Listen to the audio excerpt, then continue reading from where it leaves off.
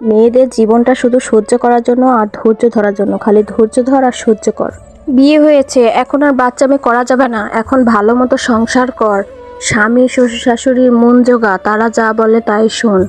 তারপরে যখন বাচ্চা হয় তখন বলে কি বাচ্চা হয়েছে, এখন বাচ্চার মুখের দিক তাকা, সব কষ্ট সহ্য কর, যত যা হয়ে যায় যা, শ্বশুর শাশুড়ি যা বলে বলুক, সব কিছু চোখ বন্ধ করে সহ্য করে ধৈর্য ধর, ধৈর্য ধরা শিখে। সারা জীবন তো অধৈর্য ছিলি, বাবার বাড়ি পেয়েছিস নাকি যে যা খুশি তাই করবি? এখন বাচ্চার মুখের দিকে তাকিয়ে সব কিছু সহ্য করা লাগবে। সহ্য না করে যাবি কোথায়? তোর যত কষ্টই হোক, যত যাই হোক না কেন, তোকে ওই শ্বশুর বাড়ি থাকা লাগবে, তোকে ওই স্বামীর বাড়ি থাকা লাগবে।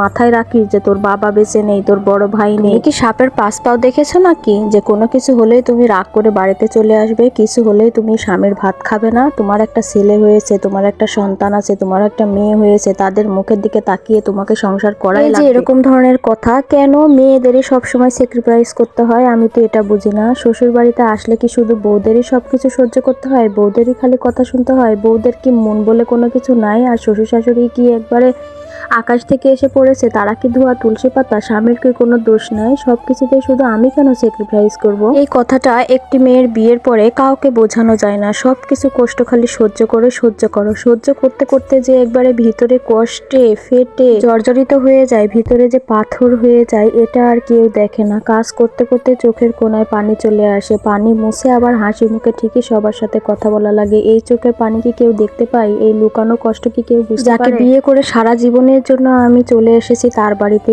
সেও তো আমার কষ্টটা বুঝে না। শুধু পরিবারে কি সময় দেয়, পরিবারের জন্য এটা করে ওটা করে। আরে পরিবারের জন্য করো, তোমাকে নিষেধ করিনি। একটু তো তোমার বউ বাচ্চাদের কথা ভাবো, একটু তো বউয়ের কথাটা ভাবো, বউয়ের কষ্টটা ভাবো। তুমি বউকে ভালোবাসবে না, শুধু তোমার ফ্যামিলিকে ভালোবাসবে, এটা কোন ধরনের? আর তোমার ফ্যামিলি ইচ্ছে মতো তোমার বউকে অত্যাচার করবে, এটা বলবে ওটা বলবে, অনেক কটু কথা শোনাবে, আর সবকিছু আমাকে সহ্য করে থাকা লাগবে।